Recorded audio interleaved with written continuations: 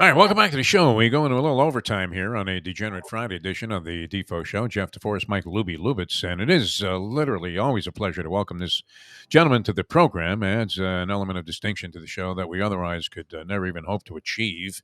As we welcome to the show, and we do like to say, and it is true, has written more books than we cumulatively had read lifetime. 100%. Especially, I know that on my end for sure, because the last book I read was Slugger in Right Field by Roger Maris, and I'm not sure how much. Yeah, how are you, John Feinstein? Good to bring you on the show. Well, thank you. How are you guys? We're doing well, sir. We're doing all right, and it's interesting because part of the reason that we were inspired and lucky enough to get you on the program is because I guess you were exchanging tweets, which is very dangerous. Holy Elon Musk with Mike Luby Lubitz. Is that possible? No, I just saw him put out a tweet about the NFL's hiring practices. Of the 5 open head coaching jobs, only 1 went to an African American. And Eric Bienemy, again, was not even really interviewed. Does that, John, come as any surprise? Not really, given the NFL's track record. It's not a big surprise. And, it's funny. My son actually called me yesterday, and he said, "You got to stop responding to these tweets." It's the anger that my tweet and anytime I tweet or write about race, it engenders from white males. 99% of the time, isn't surprising anymore. It's disappointing, but it doesn't surprise me. And what I tweeted was, okay, they went and hired 2 more white coordinators, the last 2 hires, the Cardinals and the Colts. And here we are. We've gone from 4 black coaches during this past season to 3. And that's progress. Yeah. It's progress in one direction. You're right. It's like Tom Selleck selling reverse mortgages. I mean, what Goodell is pushing with this equality thing. Tom Selleck sells those things. So even if I thought they were a good idea, I wouldn't touch them. It's not his first rodeo, as he states in the commercial. And I'm sure that he's been involved in other scams also. Yes. He spent his entire career just clumping around, being, Mr. Good-looking guy. Yeah. Great hair. And same character, no matter what show he's in. But anyway, I digress. That's for sure. Yeah. The fact is, and then I get tweets from people saying, "Well, why don't you get upset about the fact that there aren't more white cornerbacks or white running backs?" Well, because they're too slow. Yeah. They can't play. They run like Bernie Kosar. Yeah, exactly.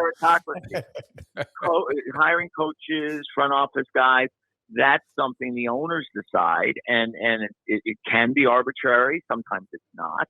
But the fact is, the NFL, they've got this guy now they hired who's in charge of diversity or something, and he keeps putting out quotes through the NFL media, all of whom are, I don't know what to say. They just suck up to the NFL, I guess. Yes. And we're making great progress. Everything is really wonderful. And Goodell has his press conference at the Super Bowl. Oh, yeah, we're committed to diversity. No, they're not. Nope. I mean, that's just a simple fact. I mean, the owner of Carolina said when Steve Wilkes became the interim coach, if he does an extraordinary job, he'll have a chance to get the permanent job. Yeah. Well, all he did was take a team that was 1-4, traded its best player, released the quarterback they brought in to be the starter, and went 6-6. Yep. It was amazing. He had no chance to get the job. He had no chance to get the job, obviously. And Jim Caldwell had a winning record with the Lions. Do you know the last coach had a winning record with the Lions? Holy Milt Plum. That was the last time they had a winning record before Caldwell got there. It was before Milt Plum. It was Tony Parker in the 50s. It was Bobby Lane. That's actually the truth. Bobby Lane had a leather helmet on. He was chucking the rock for the last winning Lions team. Yeah. And people are acting. I'm blocking on the name of the current coach. Dan Campbell. Lions Campbell, yeah. They're acting like Dan Campbell's Vince Lombardi because he went 9-8. Oh, well, because he eats a live boar before every game. But the garbage that is put out by the NFL propaganda machine, and there's no better propaganda machine in the world than the NFL, and is bought by the NFL media, and a lot of those guys are friends of mine. You remember a couple of years ago when they staged that bogus tryout for Kaepernick? Yes. In yes. Atlanta? Oh yes, yeah, that was brilliant. Yeah, and they wanted him to sign something saying that the workout would be kept private and nobody could come in and watch except for scouts and all this other stuff.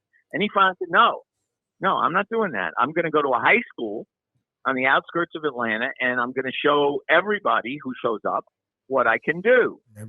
And I went to a game that Sunday, and I walked into the press box, and I've been a supporter of Kaepernick since the beginning, as you guys know. Yep. And all my friends who cover the NFL regularly were like, well, what do you think of your boy Kaepernick now?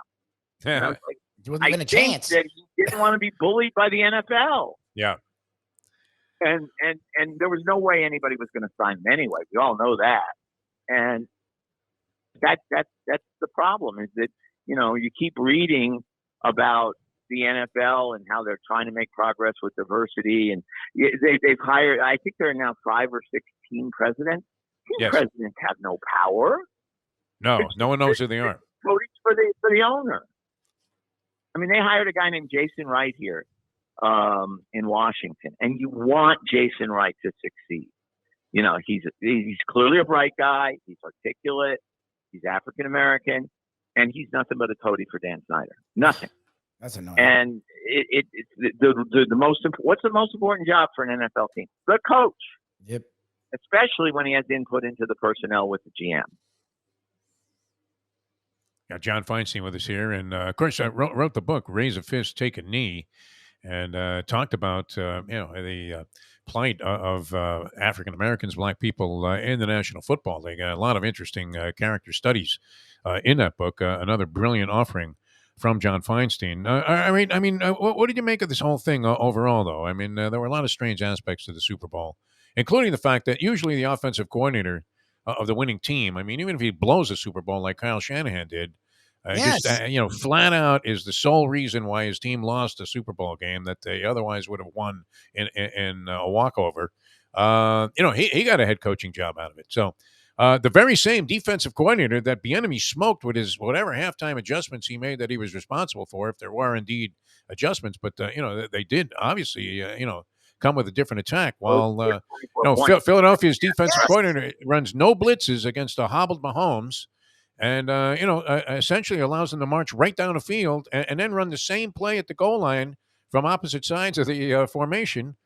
And it worked both times to a wide open guy on what should have been a much more difficult scoring play. So he gets absolutely annihilated from a strategy standpoint by Bienemy, and that guy gets a head coaching job. Which, I mean, if that doesn't smack of what you're talking about. Head coach, he might be. But you're right. You're 100% right. And the big excuse on Bienemy through the years has been, well, he doesn't call the plays. Andy Reid calls the plays. Yeah. Well, Doug Peterson didn't call the plays for Andy Reid. Yep. And Matt Nagy didn't call the plays for Andy Reid. Yep. And they both got head coaching jobs. And obviously Peterson's been very successful, won a Super Bowl, seems to be turning Jacksonville around. Yep. And Nagy actually went 12-4 one year with the Bears. And then he got fired. But the point is, and I've had people say, I've seen people tweet, people write, NFL writers write, well, maybe Bienemy hasn't interviewed that well. I interviewed Bienemy at length for Raise the Fist, Take a Knee. Oh, wow. I cannot believe he wouldn't interview well. He's bright. He's funny. He's a storyteller. He told me a bunch of great stories about his boyhood in New Orleans. And so I'm not buying that excuse. I'm not buying the lack of play calling. Now, he had some legal issues when he was younger. Okay, the last one was 22 years ago. Now, I'm going to tell you guys, I have never had a DUI, but that's for the grace of God. Yeah. When I was Eric Bienemy's age, when I was 22 or whatever, I could have had a DUI every other night. And now I don't. I never drink and drive now. I think you learn as you get older. And I didn't learn the hard way. I was lucky. Yep. But right. This notion that, well, he had a DUI 22 years ago, so he can't be an NFL head coach. Well, what about Mike Vrabel? Who was arrested, who was in bar fights and stuff like that. I don't see any reason why he shouldn't be an NFL head coach right now. And why is he an NFL head coach and Eric Bienemy isn't? Because Mike Vrabel's white. It does appear that the Rooney Rule has had the same impact as the now obsolete 3 knockdown rule in boxing. Where they read the rules and they don't exist anymore, which was always one of my favorite things about what the Rooney broadcasting that Rule sport. has done, Jeff. I'm sorry, I keep interrupting you. I No, it's apologize. okay. No, it's great. What the Rooney Rule has done, Jeff, is it's given the owners a smokescreen. Yep. Yeah. Look, we interviewed so-and-so, and we interviewed so-and-so, but then we decided to hire so-and-so. I mean, the best example was last year when Bill Belichick thought he was texting Brian Daboll. Oh, yes. Congratulate him on getting the Giants job, and sent the text to Brian Flores, who thought he was still a candidate for the Giants job. Well, I can't knock the Giants for hiring Daboll. I think Daboll was probably coach of the year. But the point is, the Rooney Rule was just being used. Oh, we interviewed Brian Flores. We already decided to hire Brian Daboll, but we followed the Rooney Rule. Art Shell's more likely to get a job, I think, than Bienemy at this point. From the grave. And Art Shell might be a better hire than some of the guys who are out there. Luby's got one for you, John. Fired, by the way, with a winning record, Art Shell. He was, and that's actually the funny thing. Look, and I love that whole thing about the offense coordinator under offensive head coach, so he's not calling plays. Kevin O'Connell was 36 under McVay. There's no one that can watch the Rams and tell me that McVay is not calling the plays. He's highly involved in everything. He was the offense coordinator for 1 year. And he got total credit for doing nothing, because I'm sure it was all McVay. And he got a head coaching job with the Minnesota Vikings, and he's doing a fine job. But again, Bienemy, look, this is the thing he's supposedly the route he's gonna go, and I think it's totally unfair. You're Mr. Washington, D.C. The talk is that he's interviewing for the Commanders' offensive coordinator job. Do you think he should do that to get out of the shadow of this that he's been dealing with in Kansas City? Personally, if Eric Bienemy asked me, which he's not going to, I would say run as far as you can from anything having to do with the Washington Commanders. It looks like he may get hired today. Yeah. Oh, okay. He's back interviewing this morning again. And my guess is that Ron Rivera is going to say to him, you call all the plays. Yep. And that would be appealing to Bienemy because of that argument that he doesn't call plays. Yeah. I think if Bienemy wants to leave Kansas City, where, he doesn't get credit for what Patrick Mahomes does and doesn't get credit for creating the offense, there are places he could go, a year from now or whenever, without getting involved in the Commanders, who, the new owner might come in, if there's a new owner, and, my lips to God's ears, and say, I don't want any of you guys. I want all you guys out. I'm bringing in my own people a year from now. And who knows? I mean, none of us knows what's going on with that team. And so my advice, if asked, would be, don't go to Washington. You're too good to have to do that. But I think he's going to take it. My sense is, the reporting being done here in D.C. is he's going to take it so he can be the play caller, so that he'd be working, at least as of now, with a quarterback who started one NFL game. So if he has success, you can't say it's because Patrick Mahomes is a Hall of Famer or Andy Reid is a Hall of Famer, both of which, and they both are, by the way. So it's just, my colleague Kevin Blackistone wrote a column the other day in the Washington Post about Bienemy, and he made the point that Josh McDaniels was hired at 32 in Denver after being Tom Brady's offensive coordinator with Bill Belichick as the head coach. Washed out completely. Goes back to Belichick and Brady, has success with them, and gets a second head coaching job. Yes, after bombing. Sucks again. The other thing is, and Barry's another team, yes, with talent. Yeah, and they were terrible this year. Yeah. And the other thing on the back end is black coaches those who do get hired have a much shorter leash. Yep. The Houston Texans have fired black coaches after 1 year, 2 years in a row. Yep. Steve Wilkes was fired in Arizona after 1 year. Yep. That doesn't really happen unless you're completely incompetent like Nathaniel Hackett and you have new owners. But black coaches have much shorter leashes than white coaches. Lovie Smith got fired in Chicago after he'd gone to a Super Bowl with Rex Grossman as his quarterback, and his last season went 10-6. Yep. And he got fired. Jim Caldwell, like I said, had a winning record in Detroit. Nobody has a winning record in Detroit. And he went to the playoffs twice in Detroit. And yet he can't get another job. And it's so blatantly obvious. It's statistically obvious. It's obvious to our eyes. And yet, the NFL sits there and says, "Oh, well, we're doing a great job," and all the NFL writers. Everything's good. Yeah. No, I saw that Goodell. I'm a big fan of the Goodell State of the Union address at the Super Bowl because it does seem like, well, I mean, for him at $64 million a year to do what he's doing, it has to be just an absolute pleasure cruise. But no, I mean, it did seem like they glossed over a lot of stuff. They did. Including the officiating issue, which continues to be an atrocity.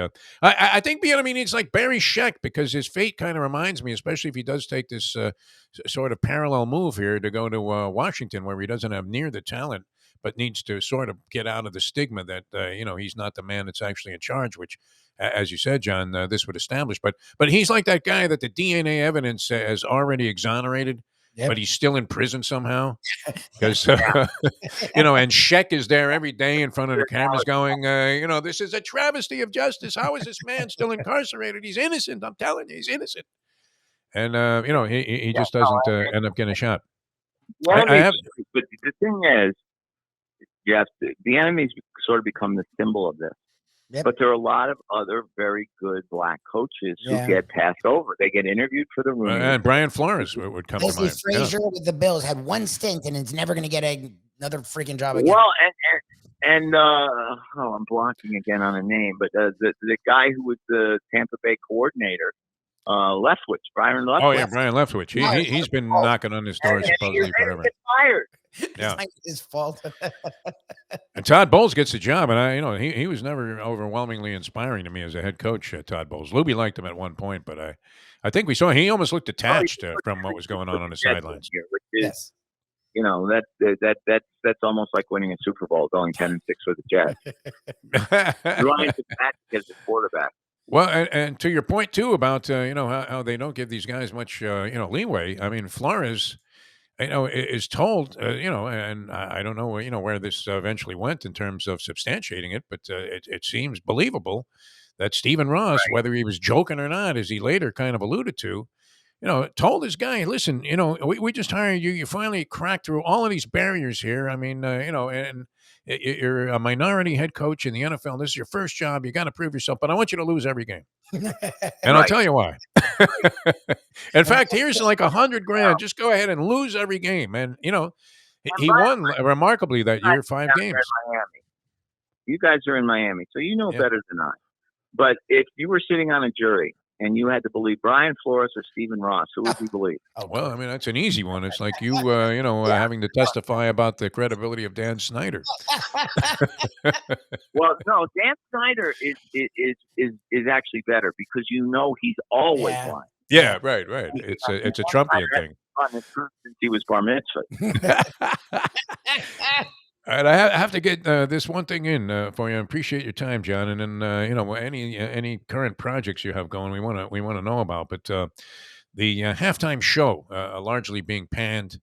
I mean, again, speaking to the hypocrisy of Goodell, we understand that they're encouraging new blood to come into the league there, and Rihanna might attract that. But the fingering of the vagina, our man Phil Mushnick was particularly upset about this morning. He's not a big Goodell fan, as you probably could deduce easily from reading any of his columns. I don't think he goes one without mentioning how much he despises Goodell's hypocrisy. But what did you think of that? I mean, we were trying to figure out, what were those guys that were in the dance crew dressed as spermatozoa? What was your reaction to that? Because I took a shower at halftime. You needed one after watching this thing, man. Such filth. My wife watches it, but she fell asleep. That's funny. Oh, wow. So I'm the wrong person to ask. But if Phil says it's true, it's true. Oh, Phil, scathing indictment. Phil and I covered soccer together 40 years ago. Oh, That's how old we both are. Wow. But if Phil says it's true, it's true. Phil has maintained that same, approach that, would be typical of a guy, that maybe, was approaching, 70s, 80s or whatever. He's maintained that, the curmudgeon kind of style of writing. Yes, where he's kind of bitter about everything, which I love. He was one like reason why we got along. Yeah. but let's be serious. I mean, when Roger Goodell first got the job, I was all for him. He was the new sheriff in town. I didn't think Paul Tagliabue did anything for however many years he was the commissioner. I think he just showed up. He stayed out of the way, yeah. Went to the TV network, said, give me more money. They gave him more money, and then he went back and did whatever he did. Goodell came in. He was trying to, pursue some discipline when players screwed up, and he was outspoken on issues. And then the Ray Rice thing happened. Yep. Yeah. And I don't think he's been the same since the Ray Rice thing happened because he got attacked and then he tried to recover. And it was one of those deals where the cover-up ended up being worse than the crime, which happens all the time. Yep. Right. And now he still looks great in a suit. Yeah. And that's the main thing that earns him the $44 million a year. And he does what Tagliabue does. Now he's got more TV networks to deal with, and he goes and says, give me more money. And as long as they're giving him money, the owners are happy. The only guy with an easier job, I think, is King Charles, maybe. Where they come with wheelbarrows full of cash, jewelry, whatever he needs. I mean, Sepp Blatter didn't have as many people coming after him with cash as Roger Goodell does. Only in this case, it's being distributed. Yeah, and he's making a pretty coin. Overall, though, I thought it was a very entertaining NFL season. What do you think, John? Yeah, it was fine. Yeah. I like some of the storylines. I like the Chiefs winning because I like the Chiefs. I like Andy Reid. I like Eric Bienemy, and I like Patrick Mahomes. The Eagles were a good story. The Giants were a terrific story. Yep. The Dolphins made the playoffs down there.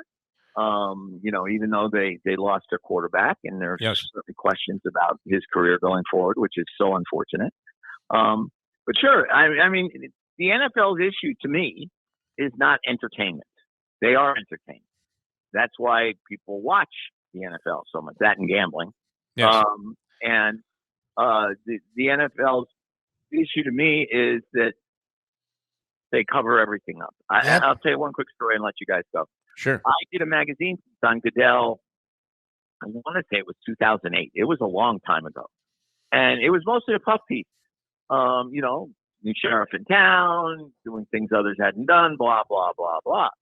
Well, it was for a magazine. And there was a long lead time. Like I wrote it in August and it was coming out in October. And a few weeks before the piece was supposed to come out, the editor called and said, hey, there's a story in the New York Times about the NFL and CTE. Oh. Would you ask Goodell? Can you ask Goodell one question about it? Let's drop that in. Sure. So I said, sure. And I contacted, who was the NFL's PR guy before McCarthy? He was a good guy, or still is, I assume. But I contacted him and I said, hey, can I get on the phone with Roger, ask him one quick question about CTE? Email came flying back. New York Times put this whole thing up. This is a non-story. Roger's not going to address this. How dare you even ask? Oh, my God. And obviously, the New York Times didn't make anything up. Nope. And that's the NFL's response to everything. Cover up, cover up, cover up, cover up. And that's what they're doing with the coaching situation.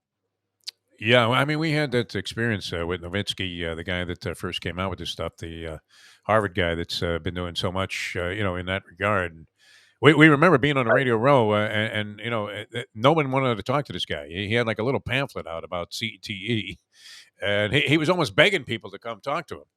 Or allow him on the shows, and we were desperate for a guest, so we had him on, and we actually ended up becoming somewhat friendly with him. And I mean, when you look at it over the years, my God, they just all of these pro sports entities turned a blind eye to it, though, for far too long. Especially, egregiously NHL. We're talking NFL here, but and I like Adam Silver a lot, but his whole response to the China thing a couple of years ago, that was brilliant. Yeah, y'all got to have sneakers. Yeah, can't play the game in shoes. With the Astros thing, saying, "Well, it's just a piece of metal." The World Series. What a maniac! I mean, come on. He's become a disappointment. I don't know where Gary Bettman is. I saw him on the side of a milk carton recently, but he's been collecting money from the NHL now for 30 years. Yep. Oh, he's a great one, man. Totally. They had like James Woods as the league physician, talking about from any given Sunday, talking about the issue. And no, nobody. I mean, we don't even need helmets, so we just do that as an extra extraordinary precaution. Nice. What do you have going, John? You're always working on something, man. You make me very envious as I sit around thinking, geez, I should go take a nap after the show. But you're always busy. What do you have working? I'm going to go take a nap. Actually, I just recently finished a book on David Faraday. Oh, nice. That's right. You were telling us about that. That's got to be great. When's that? And it's out? Or it'll come out May 9th. Okay. And I hope you guys will have me back on there. Yeah. Oh, absolutely. Anytime you're always welcome. You know that. Thank you. David's story is unique. I mean, grew up during the Troubles in Northern Ireland. Was a very good player in Europe. People forget that. Yes. Because he talks about his game like he's a 10 handicapper. And was on the European Ryder Cup team, beat Payne Stewart in the singles during the famous War by the Shore in Kiowa. Was a functioning alcoholic, has been a functioning alcoholic basically his whole life. Had a horrible first marriage, lost his son to a drug overdose 5.5 years ago now. But remains as entertaining and as funny a person as you'll ever meet, and became a big star on television, as we know. And it's just his wife, Anita, the first date they ever had. I won't give the whole book away, but the first date they ever had, he showed up drunk. And nice. She got up and left. Oh, wow. And I said, well, why did you go out with him again?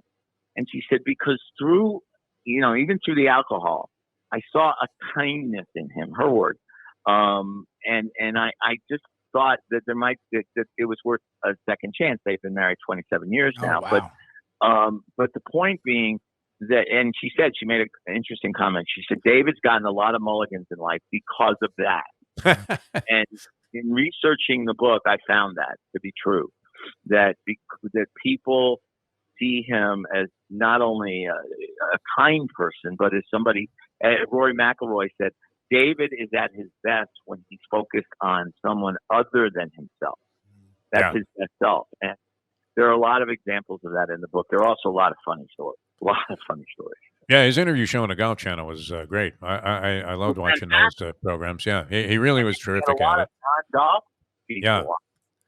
Yes, I mean the variety of it, the level of depth that he got out of the people, what was great, and he did it in his own, kind of amusing way of bringing things out of people, which was great.